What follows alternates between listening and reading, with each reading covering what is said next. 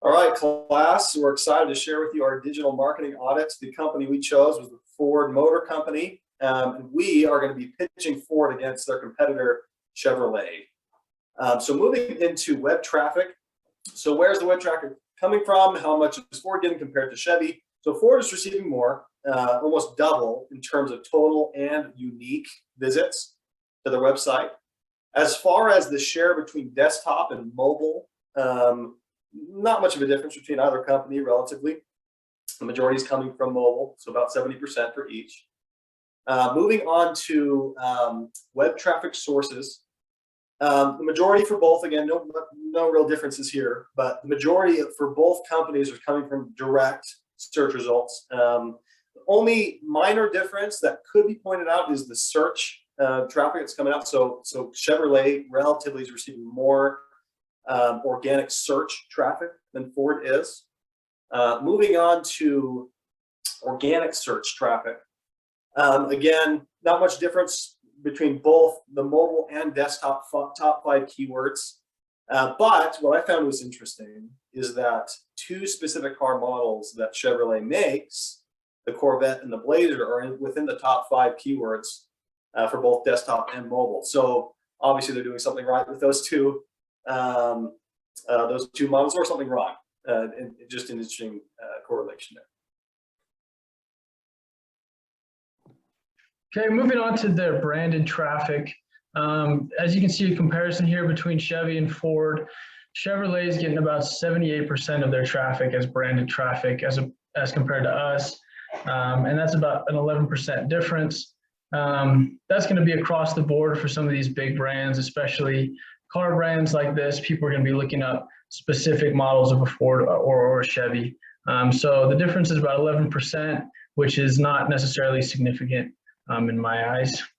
In terms of monthly ad spend, they're spending about $1.3 million a month on paid ads. And you can see it's higher in some of the off months, and then lower in the summer where people are buying cars. It varies throughout the year, but it stays at about 1.3, 1.5, 1.2, depending on the month. And then as for paid keywords that they're spending on Ford, on our keywords, you can see here that they spend about $60,000 a month on Ford-related keywords, specifically like the ones we're seeing here, some transactional keywords like Ford F-250 for sale, Ford dealership, Ford F-350 near me. And so they're definitely trying to make an effort on our keywords, as they are one of our major competitors.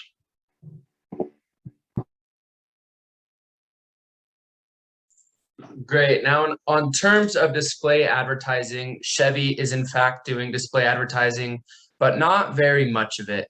In the past 3 years, they've only ran about 381 ads, and they have just over 580 publishers. As you can see, their display ad type are just the generic image, HTML, and text, and their leading one is in text with 209 over the past 3 years.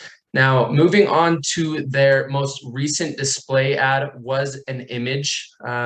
It was just barely ran in November, and it was only up for about 2 weeks. Now, as you can see in the bottom left-hand corner, it was published by a company out of Philadelphia. And when you would click on the landing page or on the URL, it would just take you to the generic, basically finding your Chevy dealership near you. So that's what the landing page was for that.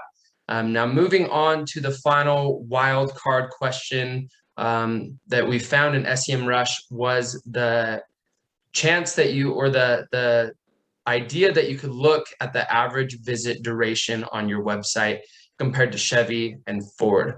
Now, we find this extremely helpful because, one, it enhances visitor to buyer conversion rate, and two, it helps lead to brand loyalty.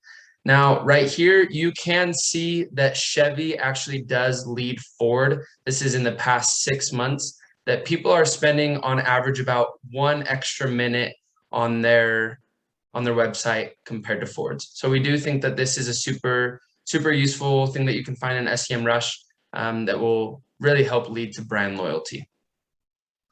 So thank you so much.